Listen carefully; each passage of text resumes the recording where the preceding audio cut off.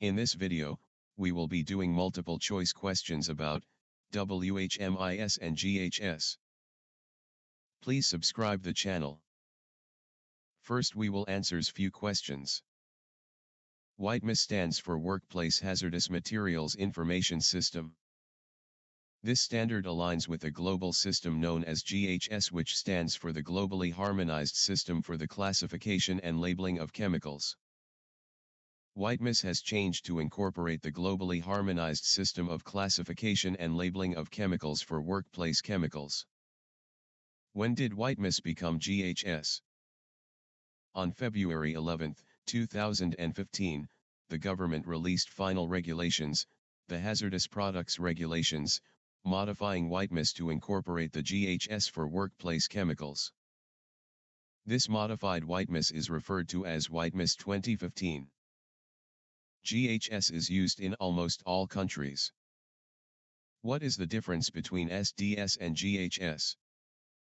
The other difference is that SDS adheres to the globally harmonized system of classification and labeling of chemicals.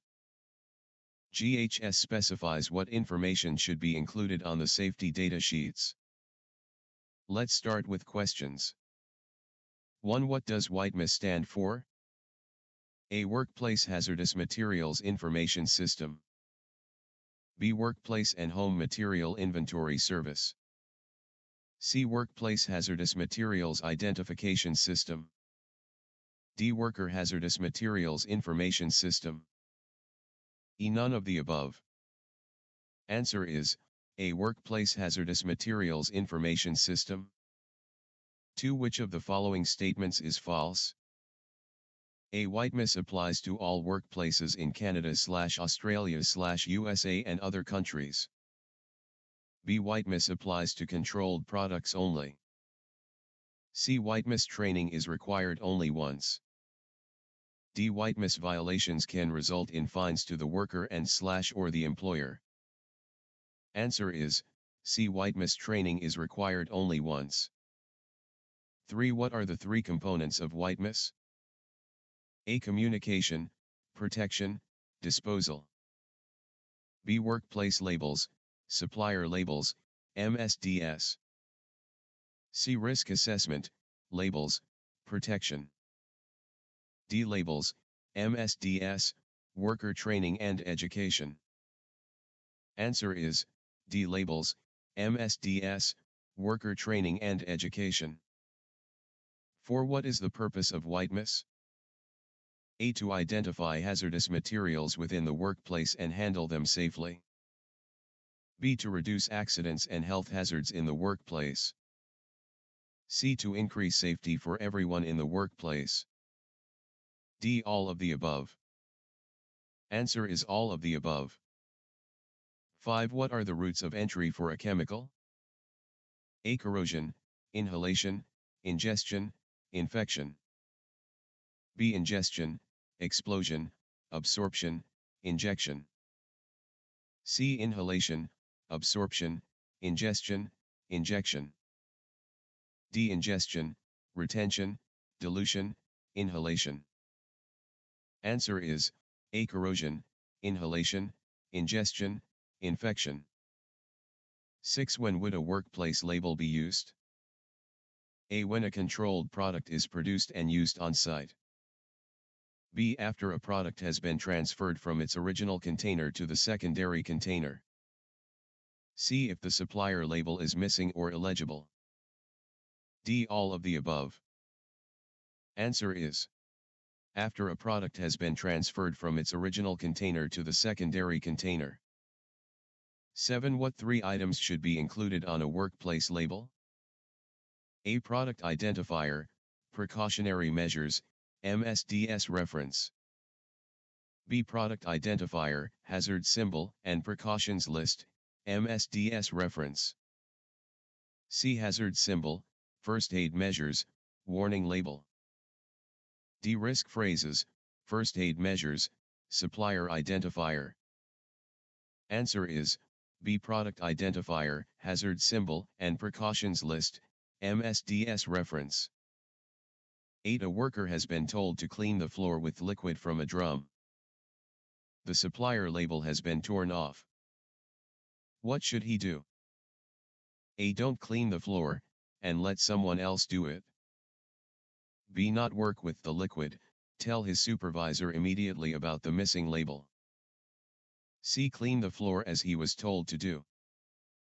D. Put gloves on just in case. Answer is, B. Not work with the liquid, tell his supervisor immediately about the missing label. 9. A material safety data sheet expires after how many years?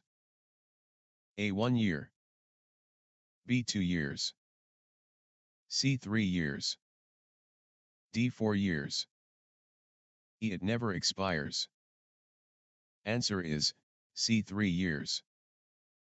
10. An MSDS should be consulted. A. Occasionally to review hazard and precautionary information. B. Only in emergency situations. C. Only by safety professionals. D. Before you use a controlled product. Answer are occasionally to review hazard and precautionary information. D. Before you use a controlled product. 11. Identify the hazard symbol and an associated hazard. A. Class E caustic material, corrosive. B. Class E acidic material, corrosive.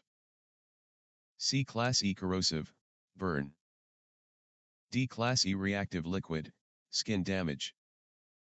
Answer is, C. Class E corrosive, burn. 12. Identify the hazard symbol and an associated hazard. A. Class B flammable material, fire. B. Class B combustible material, fire. C. Class C reactive flammable material, fire. D. Class C oxidizing material, increase fire intensity.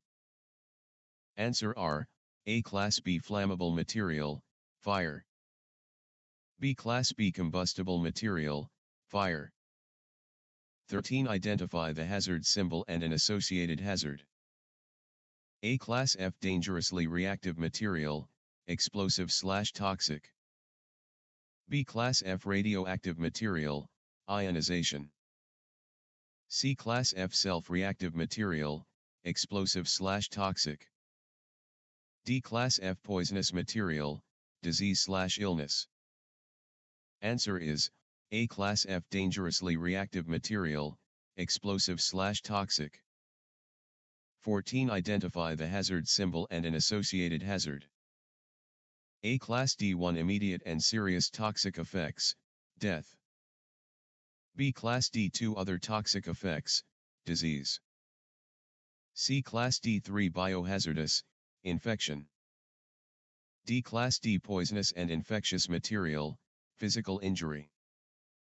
Answer is, Class D poisonous and infectious material, physical injury.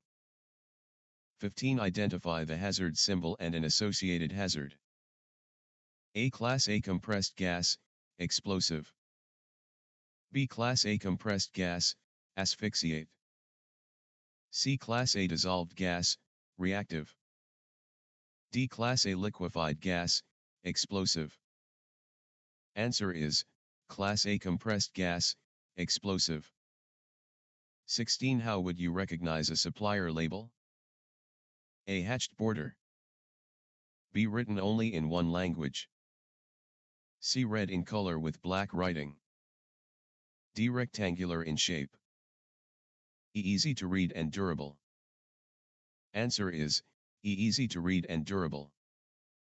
17. What does MSDS stand for? A. Material sheet for developed safety. B. Material safety data sheet. C. Manufacturer's sheet for detailed safety.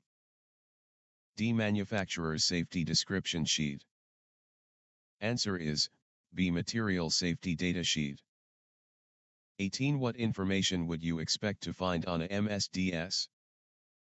Check all that apply. A. Product information.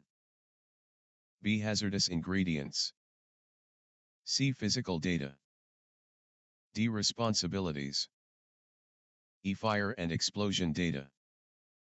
F. Reactivity data. G. Toxicological properties. H. Preventative measures. I. First aid measures.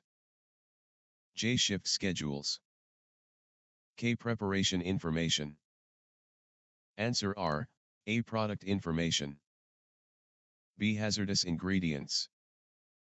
C. Physical data. E. Fire and explosion data. F. Reactivity data. G. Toxicological properties. H. Preventative measures. I. First aid measures. K. Preparation information. 19. Select the correct statements. A. The MSDS sheets can be kept in an office and locked up. B. All containers of controlled products should have white mist labels. C. If I pour some chemical from a large container into a smaller container, the smaller container will need a workplace label. D. To create a workplace label, it's adequate to write the name of the product on the bottle and the initials of the employee who decanted it. E. If my department orders a new white mist controlled product, safety needs to be notified. F. It is good practice to store containers of different white mist classes separately. Answer R. A. The MSDS sheets can be kept in an office and locked up. B. All containers of controlled products should have white mist labels. C. If I pour some chemical from a large container into a smaller container, the smaller container will need a workplace label. E. If my department orders a new white mist controlled product, safety needs to be notified. F. It is good practice to store containers of different white mist classes separately. Thanks for watching. Please subscribe the channel. Please watch the next WHIMS pictorial. Multiple choice questions.